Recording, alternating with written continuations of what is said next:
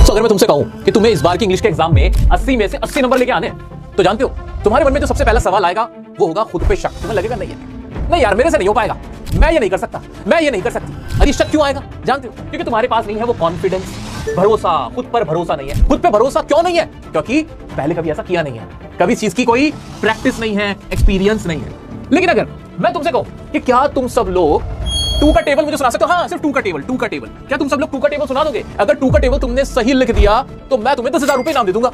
तो तुम कहोगे हाँ आ जाओ अभी एक सेकंड में करके दिखा दूंगा, हाँ मैं कर सकता हूँ, अरे मैं सबसे पहले कर दूंगा, नहीं मैं कर दूंगा, नहीं मैं कर दूंगी। तुम सब लोग शोर मचा दोगे, वहां दिखेगा तुम्हारा कॉन्फिडेंस।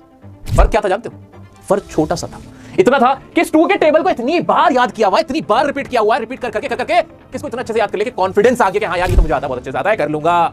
लेकिन जब मैं इंग्लिश के एग्जाम की बात करूं कि 80 में से 80 लाएंगे इंग्लिश के अंदर, क्लास 10th में, 12th में, 11th में, 9th में, तो फिर मन में सवाल होता है नहीं यार ये बार नहीं किया हुआ, ये चैप्टर सिर्फ एक ही बार पढ़ा हुआ है, ये टॉपिक एक बार ही समझा हुआ है, इतनी अच्छी इंग्लिश नहीं है, इसलिए कॉन्फिडेंस डाउन है। लेकिन यही अगर मैं यही चीज तुमसे 5 बार करवाऊं, सेम चैप्टर को 5 बार पढ़ाऊं, सेम क्वेश्चन को 5 बार पढ़ाऊं, सेम सेंटेंस को 5 बार मैं तुमसे रिपीट करवा दूं, तो क्या मेरा बच्चा ये कॉन्फिडेंस वाला नहीं हो जाएगा? जैसे कि 2 का टेबल हो, जैसे कि 5 का टेबल हो, जैसे कि तुमसे कहा जाए कि बताओ फलों के नाम सुना दो इंग्लिश के अंदर, ऐसा ही नहीं लगने लगेगा? बिल्कुल लगने लगेगा। सर पोएट के नाम याद नहीं होते, फिर याद होने नहीं लग जाएंगे। क्या तुम्हें नहीं याद रहेगा कि रॉबर्ट फ्रॉस्ट ने कौन सी पोएम लिखी थी? क्या तुम्हें याद नहीं रहेगा कि पोर्ट्रेट ऑफ लेडी का जो राइटर है वो कौन है? क्या तुम्हें नहीं याद रहेंगे ये सारी चीजें? बिल्कुल याद हो जाएंगे। क्या फिर कुछ ऐसा रहेगा? फिर क्या इतना डाउट आएगा? नहीं, फिर लगेगा हाँ यार मैं कर सकता हूं। तो बस मेरा बच्चा, तुम्हारे बड़े भाई ने तुम्हारे लिए ये बीड़ा उठा लिया है कि इंग्लिश की जो तुम्हारी रिवीजन होगी, कम से कम मैं तुम्हारी 5 रिवीजन करवा दूंगा। वो रास्ता, वो तरीका बता दूंगा जिससे तुम बहुत कम समय में इंग्लिश की 5 बार रिवीजन कर सकते हो और करोगे ही। एग्जाम तक मैं तुम्हारे साथ खड़ा हूं, कम से कम इंग्लिश में तो मैं तुम्हें टेंशन नहीं लेने दूंगा। बहुत सारे बच्चे मुझसे पूछ रहे थे सर कब शुरू करोगे रिवीजन, हमारी 12th की रिवीजन कब करवाओगे, 10th की कब होगी, कैसे होगा सर, डर लग रहा है। मैंने कहा लो मैं आ गया हूं, लो जी मैं आ गया हूं, सामने आके खड़े होके पूरा प्लान अच्छे से समझा देता हूं ताकि तुम्हारे मन में कोई डाउट, खुद के ऊपर जरा सा भी सेल्फ डाउट तुम्हारे अंदर ना रहे और तुम इंग्लिश में इस बार धूम मचा दो। आओ बताता हूं दोस्तों, फर्स्ट थिंग फर्स्ट, मैंने 10th और 12th दोनों ही क्लास के लिए 5 times revision plan series start कर दी है। तो तुम लोगों की रिवीजन तो स्टार्ट हो चुकी है, जिसमें पहली रिवीजन जो फर्स्ट रिवीजन जो कि रिकॉर्डेड लेक्चर होती थी, जिसमें हम सभी चैप्टर्स को, तुम्हारी दोनों बुक्स को, पोएम्स को अच्छे से रिवाइज करते थे, उनकी स्टोरी पे फोकस करते थे, वो हमने कर लिया है, जिससे तुम लोगों का प्री बोर्ड बड़ा शानदार हुआ है। अगर तुमने वो पहली रिवीजन नहीं देखी है, तुम सोच रहे हो कि देखूं ना देखूं, भाई मैंडेटरी है। अगर अब तक नहीं देखी है वो तुम्हें देखनी ही है, ठीक है? तो पहली चीज तो एक बार क्लियर हुई कि क्लास 10th और 12th दोनों के लिए, क्लास 10th और 12th दोनों के लिए एक रिवीजन तो हो गई है। दूसरी चीज क्या की हमने, मैंने आपको 10th और 12th दोनों को एक ई बुक दे दी इंग्लिश की, ऐसे ही आप लोगों को फ्री ऑफ कॉस्ट, जो कि हमारे टेलीग्राम ग्रुप पे है। मैं बोल देता हूं आपको, इसका ड्राइव का लिंक भी मिल जाएगा, ड्राइव पे भी दे देंगे, ठीक है? टेलीग्राम ग्रुप, अगर टेलीग्राम नहीं भी चलाते यार, बुक डाउनलोड करो, टेलीग्राम ग्रुप दोबारा उड़ा दो, कोई टेंशन नहीं है। ई बुक तुम सबके पास ये होनी चाहिए 10th और 12th दोनों के लिए,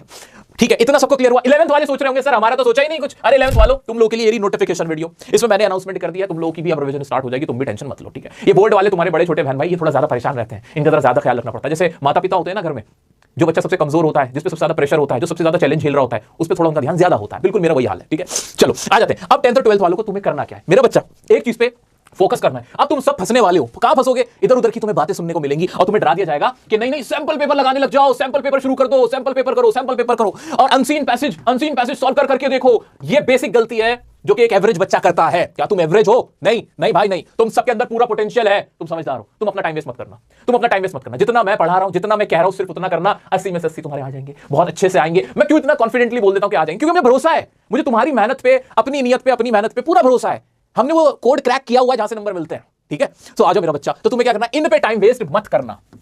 सैंपल पेपर सिर्फ एक सॉल्व किया जाता है, ज्यादा से ज्यादा चलो भाई 2 सॉल्व कर लोगे। वो भी कैसे सॉल्व किया जाता है? एग्जाम में जब तुम्हारी पूरी प्रिपरेशन हो चुकी है, अब तुम्हारा 2 दिन बाद एग्जाम है, तब बैठ के तुम सारा कुछ करके देखते हो। ये नहीं कि मुझे चैप्टर तो पूरे आते नहीं है, मैंने फॉर्मेट्स तो अच्छे से देखे नहीं है, मैं सैंपल पेपर लगा के खुश हो रहा हूं। नहीं, धारा के साथ मत बहना, बिल्कुल मत बहना। धारा के साथ जो बहता है उसका परिणाम खराब होता है, कभी कभी धारा के विपरीत बहना पड़ता है, ठीक है? तो जैसे सब कह रहे हैं, जा रहे हैं, तुम्हें सबकी जिंदगी नहीं जीनी, तुम्हारा जो रिजल्ट आएगा वो सिर्फ तुम्हारा होगा। अगर नंबर कम आएंगे तो तुम्हारे, ज्यादा आएंगे तो तुम्हारे। याद रखना, बिल्कुल अपना फोकस बनाए रखना मेरा बच्चा, बिल्कुल भी डिमोरलाइज या मिसगाइड मत होना। आगे बढ़ जाते हैं, ठीक है? तो इन दोनों पे तो फालतू टाइम तुम्हें देने की जरूरत है। अब बहुत सारे लोग बोलते हैं कि बुक से पढ़ना है, जो तुम्हारी टेक्स्ट बुक है उससे पढ़ना है, word to word, word by word आपको पढ़ना है। बिल्कुल ऐसा करने की जरूरत नहीं है। ऐसा तुम सिर्फ टाइम वेस्ट कर रहे हो, इससे ज्यादा और कुछ नहीं कर रहे होते, क्योंकि चैप्टर्स बहुत बड़े बड़े हैं। अगर क्लास 12 की बात करूं, द एनिमी चैप्टर खोल के बैठ जाओगे ना भाई साहब, 2-3 घंटे कब गुजर गए पता ही नहीं चलेगा, और वो चैप्टर इतना मुश्किल लगने लगेगा कि तुम सहम जाओगे, डर जाओगे। ये गलती मत करना।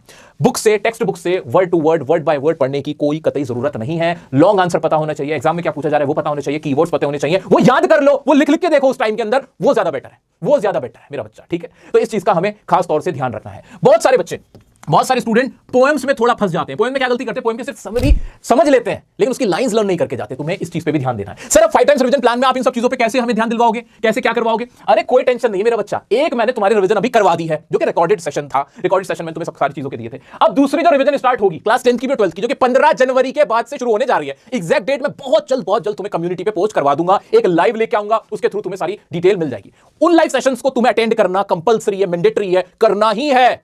इंग्लिश में तुम्हें फ्री के नंबर